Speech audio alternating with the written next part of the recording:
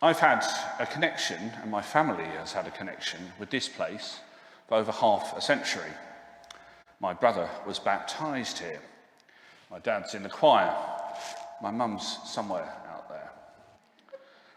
I used to practice the organ here in school holidays, although not very often, not very well. In David Gibbons' time, I used to come down for my holidays from London and sing in the choir. I also used to go to primary school up in West Leigh, where I started to learn to love words, which eventually, I regret to say, led to a career writing speeches for politicians. I've been thinking about that this week, and I found myself wandering down memory lane. I recalled something I'd completely forgotten about words and learning about words. One of the more taxing activities at primary school, the weekly spelling test. I'm sure I'm not the only person who remembers that with a degree of pain. It has, however, stood me in very good stead, but often meant being able to spell a word, but have no idea what it actually meant. It taught you to sound commanding while actually being fairly vacuous. This came in very useful in writing for politicians. It is also something that's been very much in my mind in recent years, because I went back to school, vicar school, at the age of 50. This time, the words I had to learn to spell and the words I had to learn to understand flummoxed even the spell checker on my laptop. Words like these: eschatology, perichoresis, pericope, anamnesis, antinomianism, ontology. I would stare at these words blankly. Then I looked at the definitions of them. I stared at the definitions blankly too. I'm not discounting these words, nor the importance of the things they relate to. They are part of our struggle to deepen how we understand our faith, even how we understand God, on which more in a minute. But my problem was that I found it hard to understand them as abstractions, as abstract concepts. They sort of didn't take in my mind. But I found them helpful to think about them in a different way, because dictionaries might give definitions, but they often also give examples. With that different way of the example in mind, here is a second list, a list of examples. Mr. Hawkins, Mr. and Mrs. Carslake, Miss Findon, Miss Norkett. Now, I bet that some of you will have recognised those names. And if you do, I bet you smiled when you recalled the people they belonged to. Because these are the living stones of St. Faith's. People from my childhood who loved this place, who loved its people, and loved their God. I could add more recently Barbara Skilleter and Daphne Rowden. During my training, I came to realise that these people were my teachers. These humble, ordinary, extraordinary people, and the community of which they were part, all with a story of their own, but whose stories were rooted in God's love. Because they showed what God's love looked like in who they were and what they did. God's light shone from them and showed the truth of our faith. They are, as Rowan Williams has written, the sort of people who make God, who make faith credible, believable, because the truth of the gospel burns brightly in the lives of the faithful. And also because our faith is incarnational. It is rooted in the life of a God who chose to live amongst us and die for us and come back to make all things new. A God who is the stuff of life. So we should look for him there. And that takes me back to my list of those big and frightening and puzzling words. Because today is Trinity Sunday. Trying to say something about the mystery The Trinity is like trying to break out of Alcatraz. Many have tried, few have succeeded, most have perished. But if God's faithful people show us the truth of the gospel, then perhaps they might also help us better to understand the nature of that truth too. What it looks like, what it feels like, perhaps even point to something about God. And that takes me to Emanuela. Emanuela is a bright as a button 6-year-old at St James Milton, where I have the honour to serve. We often have a wide-ranging, freewheeling philosophical discussion after church, frequently about what snacks she wants to eat, what Portsmouth playground she currently favours, the immensity of her birthday party. One Sunday, though, was a bit different, because we just learnt that we were going back into lockdown the next day. And I stood after church in all my clerical finery in the encircling gloom at the prospect of the next few weeks.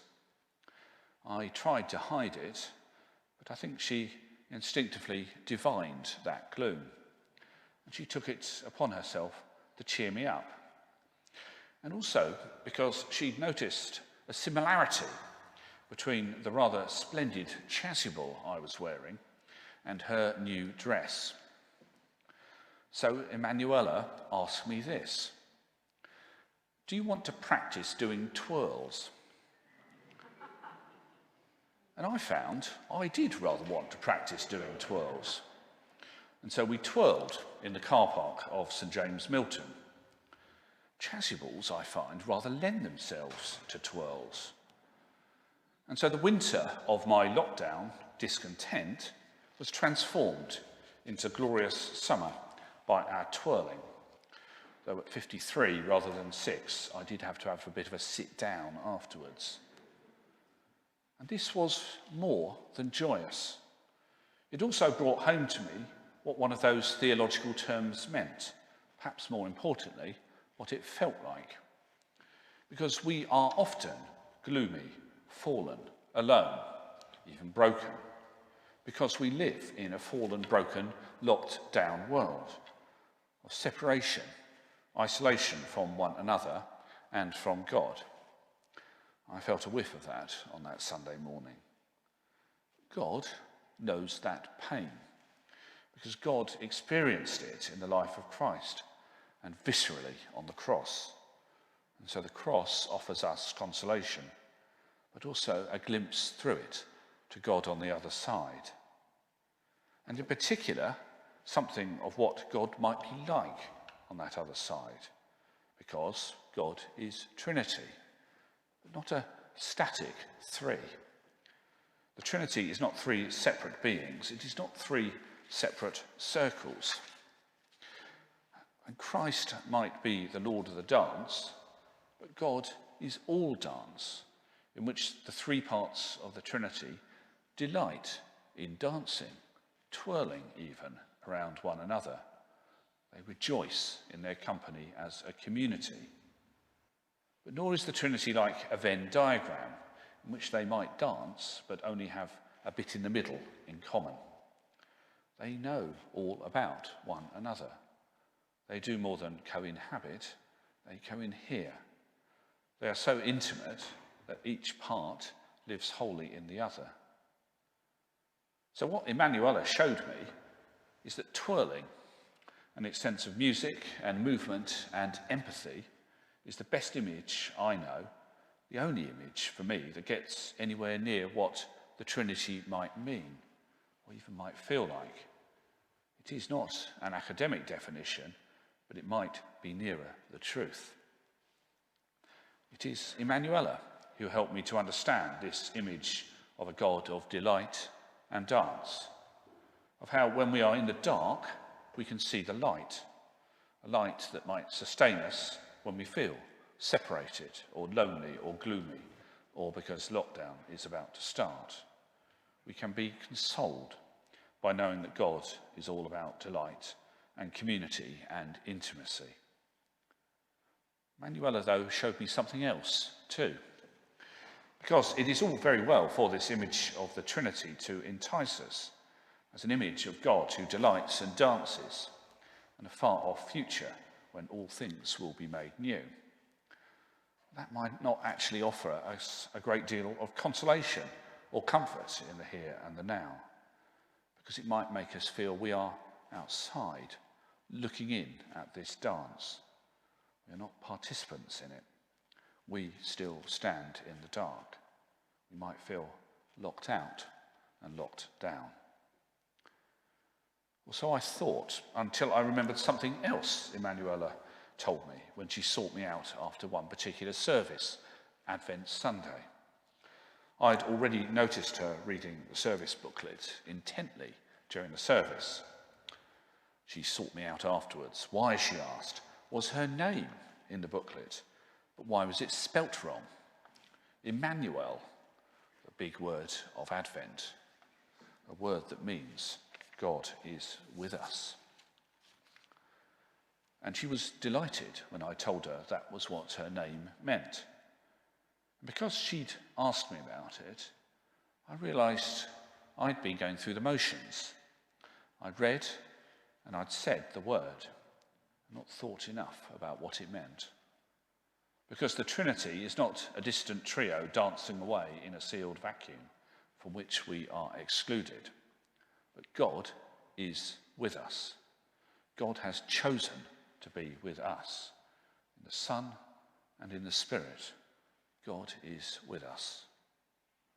It is something drawn out in one of the most famous images exploring the Trinity, this icon by the Russian iconographer Rublev.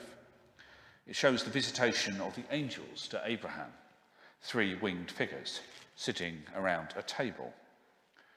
That also makes it the three persons of the Trinity, with the table showing the hospitality of God, because on the table are the elements of the Eucharist. And the three figures are together, but crucially face outwards, with a space at the table in front of them. That space is for us. Because Rublev's icon shows that God does not exclude. God includes everyone. God includes us. Because Emmanuel, God is with us. We are invited to enjoy that hospitality, complete the circle, perhaps even join the dance. It shows us something of God's delight in being God, and his invitation to us, and his delight in us. This image is famous the world over, but, and I say this with some trepidation, I think Emanuela got it better just by asking, do you want to practice twirling? Because what she demonstrated for me was one of the words on my first list, perichoresis, the dance of the Trinity. Emanuela just gets that. So too did Miss Norgate. So too did Mr. Hawkins, Mr. and Mrs. Carslake, Miss Finden. They too captured something about God and about faith. They captured it because they lived it. They showed what faith is all about. I'm sure they do still, as they now enjoy God's dance and God's hospitality forevermore.